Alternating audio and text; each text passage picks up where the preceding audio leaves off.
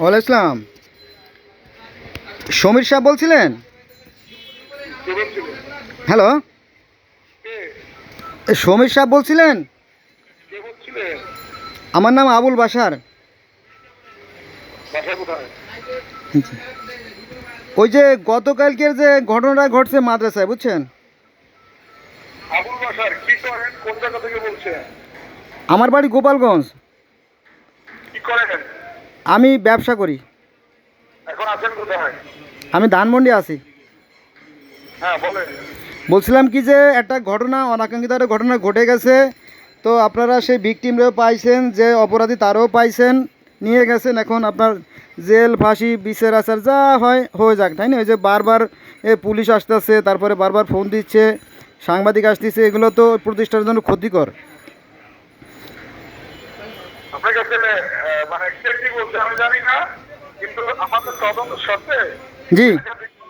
আমাদের আইনই আছে, একাধিকবার যাইতে হবে, যাইতে হবে, ওনাকে ডাকবো, ওনার জবানবন্দি নেবো, মাদ্রাসার আরো লোকের জবানবন্দি নেবো। এটা তদন্ত করে সুষ্ঠু ঘটনা, সুষ্ঠু তদন্তের সাথে আমার সবকিছুই করতে হবে। এটাই হচ্ছে বাংলাদেশ সংবিধানের নারী শিশু আইনের, এটি হচ্ছে আইন। এটা আমার দায়িত্ব, করতেই হবে। না, ছাত্রদেরকে নিয়ে গেছে বলে, ছাত্রদেরকে নিয়ে গেছে, ওই যে গার্জিয়ানরা তাদের ছাত্রদেরকে নিয়ে যাচ্ছে তো বারবার।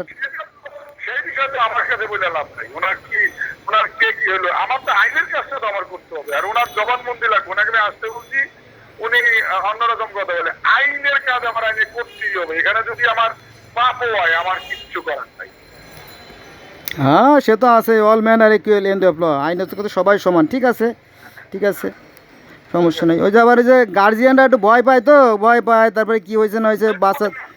ওই ব্যাপারে আমি তার ব্যক্তি আমার আমার মামলার সংশ্লিষ্ট বিষয়ে আমি কথা বলবো, আমি অন্য বিষয়ে কথা বলতে পারবো না ভাই। আচ্ছা ঠিক আছে, হ্যাঁ সেটা তো অবশ্যই করবেন। আচ্ছা ঠিক আছে। আচ্ছা, হ্যালো হ্যালো হ্যালো।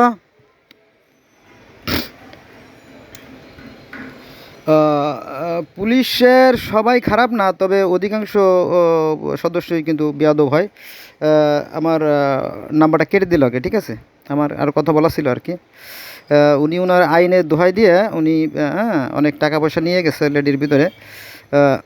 ওরা তো আতঙ্কগ্রস্ত, ভয়তে দিয়েও দিয়েছে আর কি। আমি বললাম যে টাকা কেন দিছো আর কি, এই আর কি।